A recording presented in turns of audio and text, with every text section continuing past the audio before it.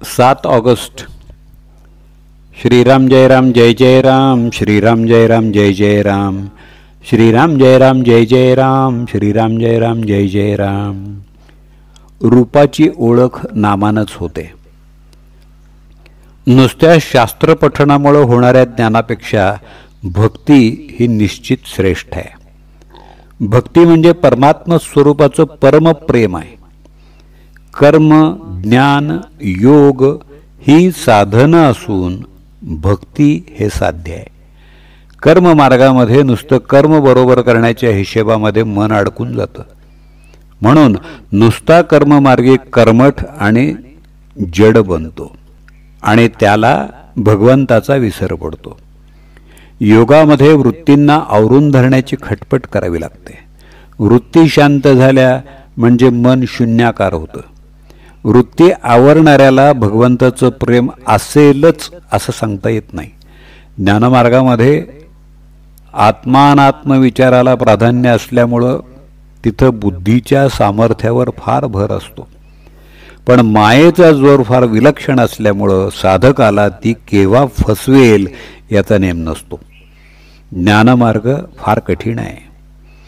ज्ञानमार्गी माणसाला अभिमानाची बाधा लवकर होते. माझं मतच तेवढं खरं असं तो धरून चालतो. ज्ञानी मनुष्य जगताला मायाकार्य मानतो, म्हणजेच जगत मिथ्या आहे असं तो समजतो. परमात्मा जर सर्वव्यापी आहे तर हे जगत त्याच्यामध्येच असलं पाहिजे. म्हणून भक्त या सृष्टीला मिथ्या न मानता भगवंताची लीला समजतो. त्याला या सृष्टीमध्ये सर्व ठिकाणी भगवंताचा महिमा, त्याचं विभूतिमत्व आणि त्याचा आनंद भरलेला दिसून येतो. सृष्टीमधलं सौंदर्य, माधुर्य, मनोहर भाव, पावित्र्य आणि प्रेम पाहून जीव मोहित होतो. पण सृष्टीमधल्या विभूती रूपांची उपासना करून जीवाची तृप्ती होत नाही, कारण विभूती हे साक्षात भाव नाहीत. म्हणून भगवंताच्या साक्षात गुणांची आणि भावांची जरुरी लागते. त्यांच्या प्राप्तीनं जीवाची तृप्ती होते. मात्र सौंदर्यानं आणि माधुर्यानं भरलेलं हे भगवंताचंच रूप आहे हे समजायला त्याला भगवंताचं नाम देणं जरूर आहे. कारण त्या रूपाला भगवंताचं नाम दिलं नसेल तर ते रूप मायावी राक्षसाचं देखील ठरेल. कुंभारानं एकाच मातीपासून अनेक प्रकारची भांडी तयार केली. प्रत्येक भांड्यात मातीशिवाय दुसरं काहीच नाही, तरी प्रत्येक भांड्याचं नाव निराळं आहे.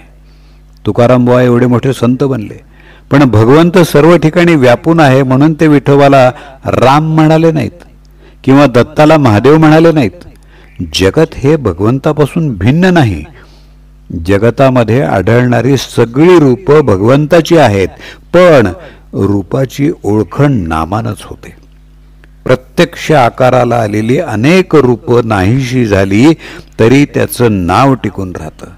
म्हणजे नाम हे देशकालाच्या मर्यादेच्या पलीकडं असतं. म्हणून ते रूपापेक्षा जास्त सत्य आहे आणि जे सत्य आहे ते श्रेष्ठ असलंच पाहिजे. सत्यवस्तू ओळखणं हाच परमार्थ आहे. भगवंताची रूप जिथून येतात तिथं नामाचं वास्तव्य आहे.